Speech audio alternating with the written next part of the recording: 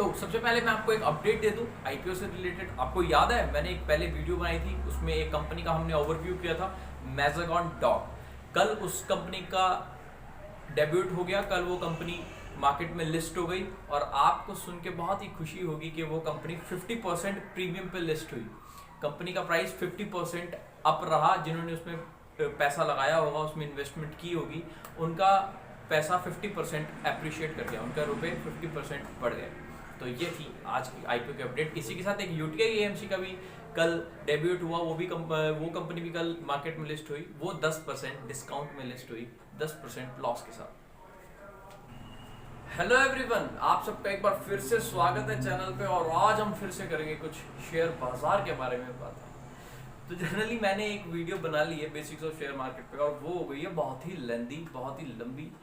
आपको शायद कुछ उसमें ना समझ आए क्योंकि इतनी लंबी हो गई है, वो इतना टाइम नहीं होगा किसी के पास उसको सुनने के लिए। वो मेरे ख्याल से 15-20 मिनट की हो गई है।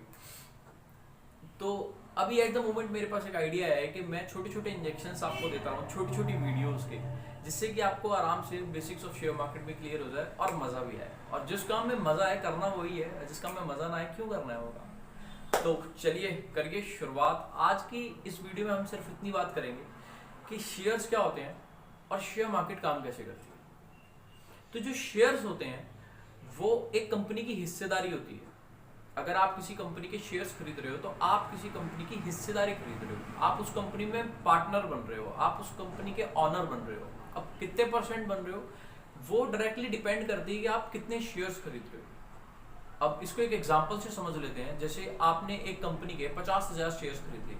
अब उस कंपनी के पास टोटल शेयर्स ही 1 लाख हैं, वो कंपनी के टोटल शेयर 1 लाख हैं, उसमें से आपने 50,000 शेयर्स खरीद लिए।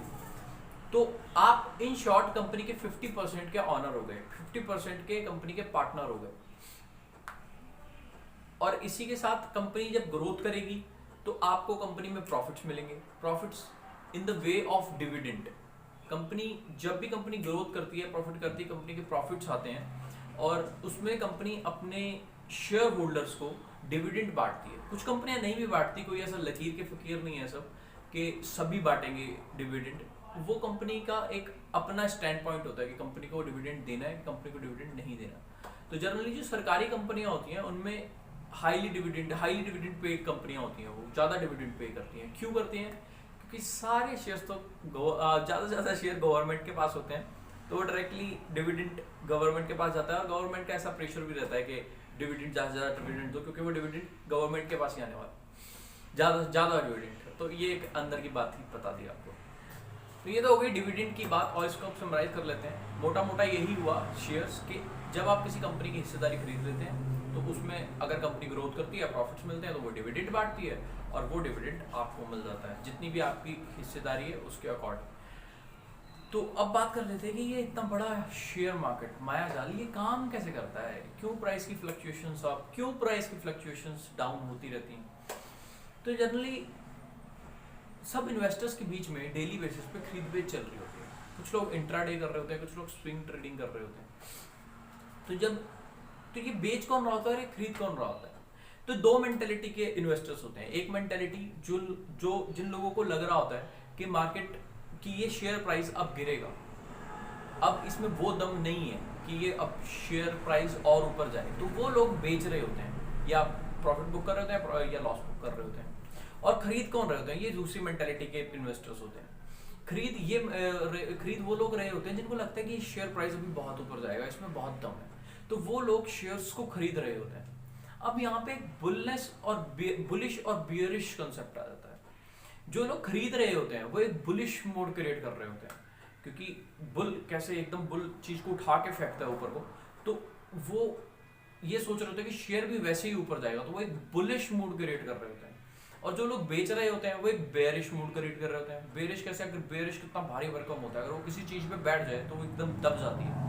तो वो लोग बेयरिश मूड क्रिएट कर रहे होते हैं कि शेयर अब गिरेगा, एकदम नीचे बैठ जाएगा, तो वो लोग शेयर बेच रहे होते हैं।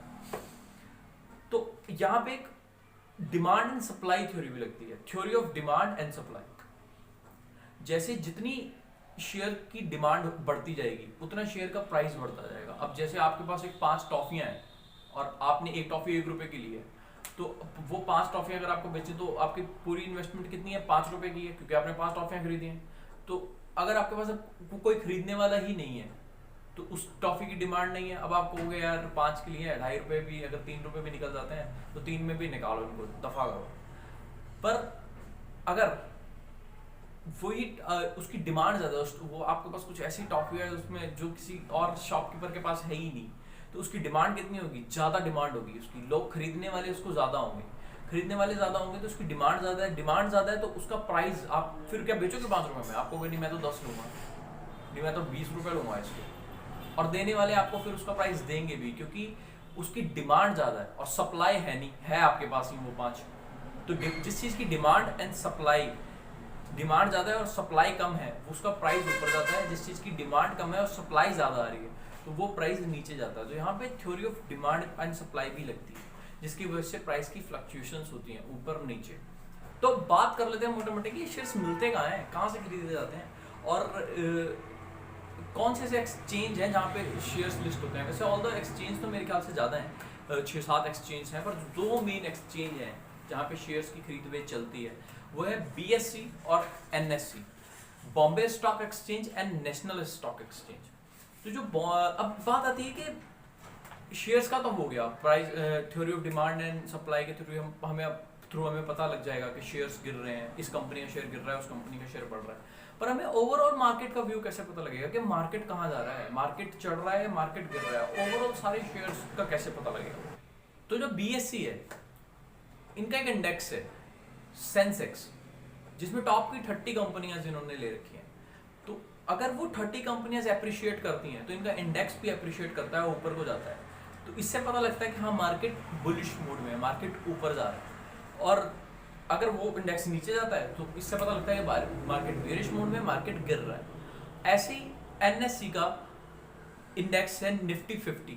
जनरली मेरे को बहुत बढ़िया लगता है, मैं निफ्टी 50 को ही वॉच करता हूँ, मैं उसी को देखता हूँ। इसमें टॉप की 50 कंपनियां होती हैं, और अगर वो टॉप की 50 कंपनी ऊपर जा रही है तो मार्केट अप्रिशिएट कर रहा है, टॉप की 50 कंपनी नीचे जा रही है तो मार्केट डेप्रिशिएट कर रहा है। तो ये तो थी इंडेक्स की बात। अब आप पूछेंगे कि शेयर्स का पता क्या लगता है, ये इंडेक्स भी हम कहाँ पे देख सकते हैं। तो जो एप्लीकेशन मैं यूज़ करता हूँ उसका नाम है मनी कंट्रोल, काफ़ी उम्दा एप्लीकेशन है मनी कंट्रोल। आप मनी कंट्रोल को अपने फ़ोन में डाउनलोड कर लीजिए, उसके खोलते ही मनी कंट्रोल को सारा इंटरफेस सामने आ जाएगा, निफ्टी 50 आ जाएंगे, कौन से स्टॉक ऊपर चल रहे हैं, कौन से स्टॉक्स नीचे चल रहे हैं, वो सब भी आ जाएगा। और आपको वीडियो अच्छी लगी हो तो सब्सक्राइब कर लें और बेल आइकन भी दबा लें, और साथ में लाइक भी ठोक दें, क्योंकि इससे इंकरेजमेंट मिलती है न्यू वीडियोस लाने की। और इसके साथ टाटा बाय बाय। आप शेयर मार्केट में ढेर सारे पैसे कमाएं।